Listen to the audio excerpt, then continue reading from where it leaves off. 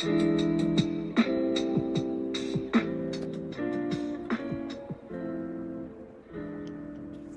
啦，有段時間咧冇錄片啦，咁咧就個幾兩個月啦。咁我諗點解咧？可能好多人都會喺某啲時候咧，會自己去諗下，咦，究竟而家一路做緊嘅嘢係咪需要做咧？係咪應該做咧？或者係咪值得花時間做？或者究竟當初為咩要做咧？咁我係為分享嘅，咁分享之餘亦都自己有一啲嘅增值啦。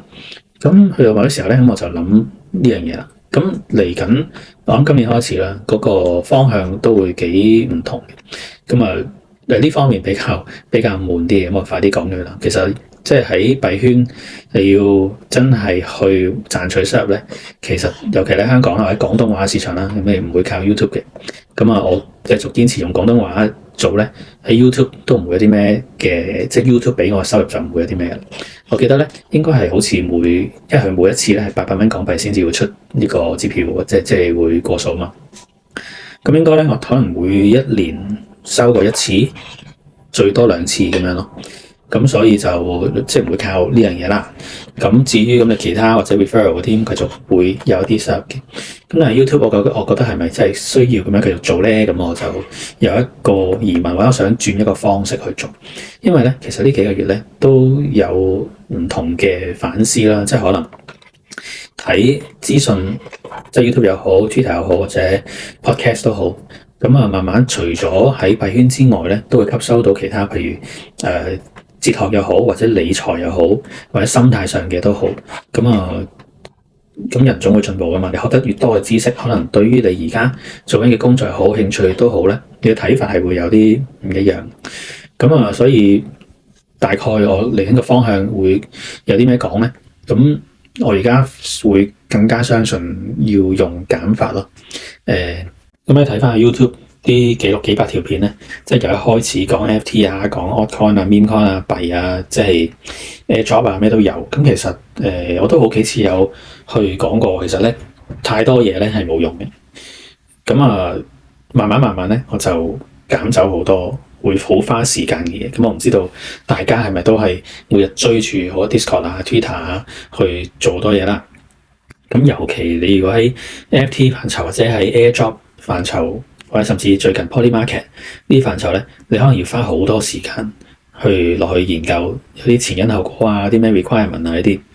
咁啊，我覺得就慢慢開始要減少，我嘅務求去精進去一兩樣嘢度，跟住用比較少嘅時間或者比較有規律嘅時間咧，去賺取翻一個合理甚至乎更加高性價比或者更加高 risk reward ratio 嘅收入。其實即係我諗法而家係咁樣。咁所以我而家去歸納嘅咧，咁我 spot 嘅，咁我即係講到嗰次啦，我有嘅 Bitcoin 咧就現貨喺度就唔會做啲咩噶啦，即係唔會話抵押再借再做其他嘢，咁呢個擺喺度。咁啊，關於 Bitcoin 嘅睇法，我嚟緊另一條片再講啦。咁啊，另外咧 airdrop 咧，我而家都係被動去做嘅啫，即係我喺玩 CLMM 或者 contract 我需要用嘅 swap 啊嗰啲咧。咁呢全部係儲緊 airdrop 嘅，或者喺Camino 或者呢啲嘅平台去做嘢咧，係做 airdrop。我就冇好似之前咁樣咧，去有啲主動新嘅 project，跟住去主動做好多 transaction 去儲分務求咧，嚟緊有一個大嘅 airdrop，即係唔傾向再花好多時間去做呢樣嘢啦。咁況且而家未必係一個 airdrop 嘅 season 啦。咁近排好似 Lighter 嗰度好似幾受歡迎啦，但我冇去留意嘅。好啦，咁啊，主要 focus 係啲咩咧？就係喺合約啦，合約係比較少部分嘅，咁大部分咧都係喺 CLMM 度，即係喺 liquidity pool 度。咁啊，我都有研究 DLMM 嘅，咁啊，暫時都係傾向喺 CLMM 嗰度玩住先。咁大家都知道，譬如 YouTube 呢個係有另外一個有 Patreon 有會員區啊嘛。咁其實咧，我喺10月15號左右咧，就係試呢啲位啦。咁我嗰陣時咧，經已係自己做咗，亦都喺會員區公開咗咧。咁我係對沖緊一個我自己揸住嘅現貨，對沖嘅時候咧，我都繼續係用緊 CLM 去賺 fee 啦。咁變相咧，呢個 Bitcoin 喺高位落嚟咧，應該係30%左右啦，36%。咁咧，咁我 portfolio 當然就唔會咁樣冇30%啦，因為就對沖之餘咧，仲有一個 fee 去收嘅。咁我點樣去做呢個對沖？點樣繼續收 fees 去賺取呢個生活費咧？咁我好詳細地喺會員區入邊嘅，即係 Patreon 入邊嘅影片嗰度咧，我有講到啦。咁呢個睇下之後會唔會喺 YouTube 分享啦，或者都唔會分享得咁詳細啦，因為實在係非常之悶嘅件事。OK，咁但係咧，我覺得去到可能好啲嘅年紀咧，就喺幣圈都唔使去追求刺激感咯，可能真係慢啲或者悶啲，可能做翻啲有規律嘅嘢，但係有一個好過實體嘅金融世界嘅投資好多嘅回報。領悟到另一樣嘢咧，就係關於資訊同埋噪音，你要有一個能力慢慢去分辨咧，邊啲係唔需要嘅嘢。呢個 topic 咧嚟緊我會講多啲，但係簡單講就係咧，我之前好多片可能所謂分享嘅新聞啊，或者啲資訊咧，其實咧係冇必要嘅。冇必要嘅意思係我講咗，你知咗，其實咧對你冇乜作用。好多嘢其實都唔係好關你事，或者唔係好關你做緊嘅策略事嘅。如果你要目的係賺錢嘅話，但係如果你目的係話我要係一個幣圈人，我要每樣嘢都知嘅，我要好 stay update 去同我其他嘅幣圈嘅朋友去交流啊，咁樣成嘅咁 OK，你做呢樣嘢。但係嗰個目標係淨係為咗喺呢一個平台嗰度去揾錢咧，好多嘢係唔需要知嘅。即係其實 Tom Lee 同 Michael Saylor 有時夜晚上 CNBC 去接受訪問，其實嗰啲訪問你使唔使睇咧？其實佢開 Bitcoin Conference 所講嘅嘢，其實你使唔使睇咧？係咪？你好似係要知嘅喎，係嘛？但係其實知道咗唔會對你有啲咩影響，或者嗰啲喺度掃 Twitter 又好，或者呢個 Threads 啊 Discord 都好，全部咧其實都係一啲二手甚至3、4手嘅資訊。咁真正影響緊個市嘅人咧，其實喺啲消息退到啲平台或者係做訪問之前，經已係知道晒、部署晒㗎嘛。其實你好似知咗好多嘢咁，但係其實即係作為一個 trader 或者一個投資者，你覺得應該越多知識咧係越好嘅，即係你被教育成咁樣㗎嘛。你越多知識，咪令到你個決定更加準確啦，係咪？但係其實咧唔係真係咁喎，即係你去睇好多投資嘅名人嘅著作，或者係就算係呢個 Charlie Munger 嘅之前講過嘅有寫過書咧，其實好多嘢咧係唔使知嘅。呢個係一個 market 嚟噶嘛，即係販賣資訊其實係一個生意嚟噶嘛。個 marketing 令到你覺得你要有好多嘅資訊，你先做到好嘅投資決定，先至揾到錢。咁但係其實唔係真係咁咯。咁呢個係我收到嘅嘢啦，亦都唔係淨係喺幣圈啦，係咪？你喺股市，你喺匯市，即係外匯啦，或者喺其他嘅平台，每一日都有海量嘅資訊訪問，或者 podcast， 跟住雜誌或者 email、mailing list 呢啲。咁你就算識晒，你都唔會係專家嚟。anyways，呢個之後再想講多啲啦。咁資訊噪音未必需要，但係資源咧你要需要啦。OK， 當你知道你自己個策略，假設我係專係做CLMM 嘅，或者專係做某個 pair 嘅，咁我就要知道有啲咩資源係對我有用，係咪 volume 啊？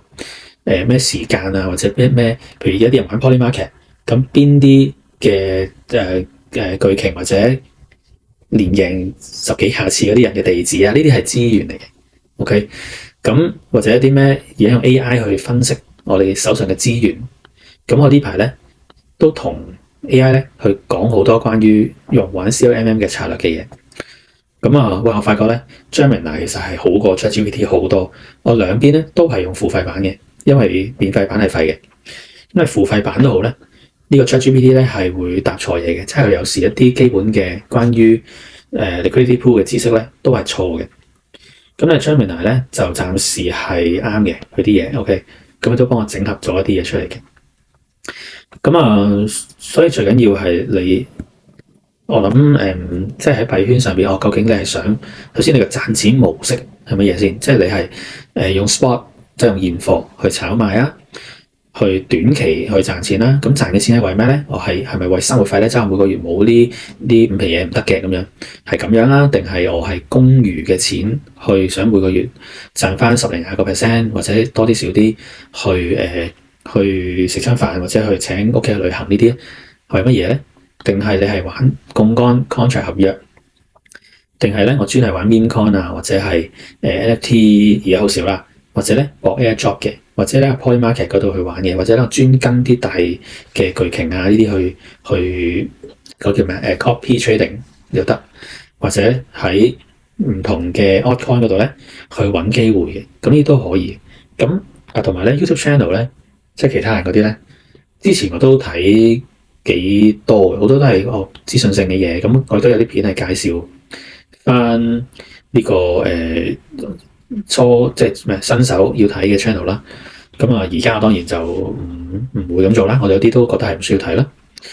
咁有啲我繼續睇嘅，咁我嚟緊都會分享翻啦。咁未 subscribe 就 subscribe 咗先啦。咁我其實嚟緊都係，其實我開頭諗住不定期更新嘅啦嚟緊。咁但係咧，其實聽咗啲 podcast 啊咁樣咧，有一個規律咧，都係對自己好嘅。咁所以就再聽緊究竟係點樣去將我想講嘅咧，再講出去啦。咁同埋有一樣嘢漏咗，即係被動收入，應該聽到而家都好犀利㗎，應該好多人都見走咗。咁幣圈確實係有被動收入嘅。咁因為你生活你係要消費㗎。咁其實你每次消費咧都要有一啲回贈，跟住之後咧，亦都有方法咧將佢變咗被動收入啦。咁多多少少要睇個人啦。咁呢之後會講多啲啦。咁講住咁多先啦。嚟緊咧，我啲片應該都係會可能5至10分鐘嘅片咧，因為我覺得都係應該去分享啦。而我一開始做嘅時候咧，我係比較想係譬如我香港人喺返工放工搭車嘅時候咧，可能係聽5至10分鐘，咁慢慢去累積一啲嘅知識咁樣。咁嗰時都2、3年前應該。咁係咁先啦。咁聽到而家嘅，咁希望你都係俾個 like 啦，同埋可以 subscribe 我哋嘅 channel 啦。